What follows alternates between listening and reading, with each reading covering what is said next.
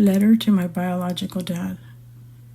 Dad, this letter is for you from me 51 years later, your only daughter, to let you know what it was like growing up without my dad, and all the things that happened to me because you were not there. You never gave me a chance at being your daughter and showing you how good of a daughter I could be. Because you were not there, I was fed to the wolves at the age of 3 years old. I was put in the hands of a beast who showed me things I did not want to learn or know at the age of 3 years old. At the age of 3, I was touched in places I was not ready to be touched at, and I was shown things I was not ready to see. I experienced things I was not ready to experience. My innocence was stripped from me without me knowing it. The terror I felt every time this man touched, looked, or approached me was so damaging to me as a child. While other children in my classroom were enjoying their childhood, I was dealing with the changes my body was going through and trying to understand what was going on with me. Why was I feeling things physically I did not understand? Seeing this man who was there to take your place gave me fear. Seeing him made me feel uneasy and scared. Hearing him breathe was a very uncomfortable feeling to me. At a very young age, I learned what it is like to be terrified. I would run and hide in the closet, turn all the lights off in my room so he would not see me or find me. I would hide under my bed, as far under as I could get so that he could not reach me or hear me. I would cry when I would hear his footsteps. Most kids sleep in, not me. I was awakened at 3 a.m. in the morning by the feel of his hand crawling into my panties or by him rubbing himself on me. I was forced to do things that hurt, things that made me feel things I did not want to feel, and could not understand why my body was doing what it was doing.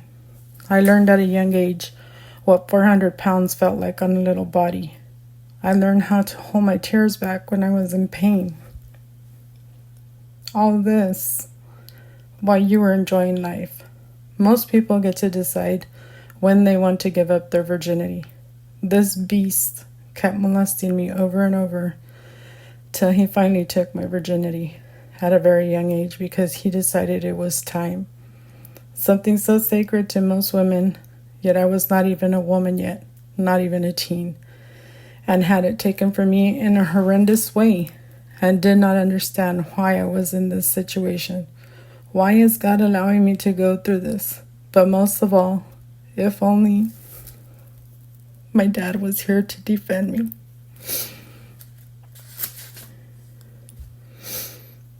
He tortured me by not only repeatedly molesting me, but he also would threaten to kill me if I spoke.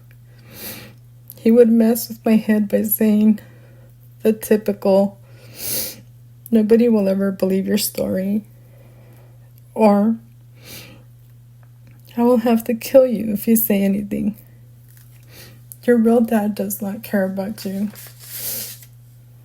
That's why he's not here. I'm the one who buys you what you need.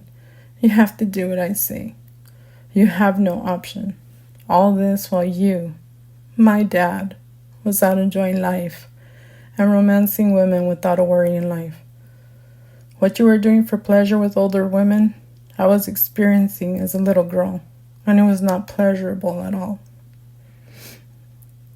As a teenager, that man was supposed to take your place, who was supposed to take your place, would tell me I was not allowed to have feelings for any male because I was his. I have so many mental blocks. I have nightmares, anxiety, bad days, panic attacks, and so much distrust in any male.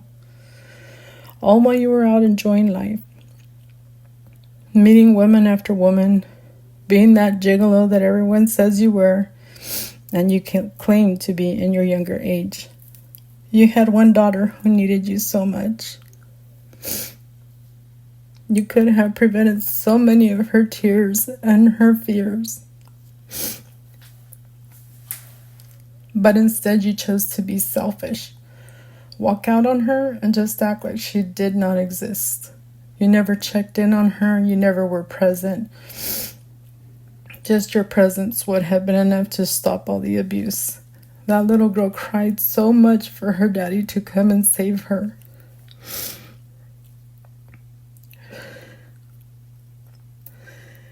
That little girl never gave up. She learned to overcome her fears. She learned to deal with what she was feeling and being put through. It was part of her, and she then started to realize that her dad was never going to rescue her. He was never going to come save her because he was too busy enjoying life. And that little girl he conceived meant nothing to him. When that little girl became a teen, she began to stand up for herself. She confronted that man at the age of 14 and told him to stop, to leave her alone. That monster became infuriated and pulled her, ripped her clothes off, raped her.